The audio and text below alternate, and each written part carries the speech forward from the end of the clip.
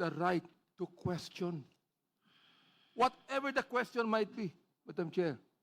Therefore, the question of Congressman Chua should be tackled. Number two, I also object on the argument raised by Congressman Rodriguez.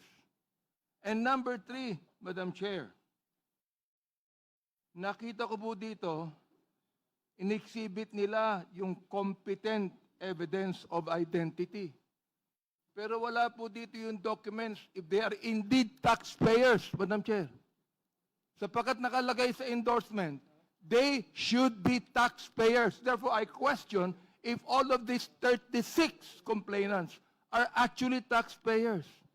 Kung taxpayers yan, dapat mag-submit ng document yan dito na sila ay taxpayers. If indeed wala, therefore, insufficient ang form na pinapaliwanag dito. And therefore, Madam Chair, I object. We are noting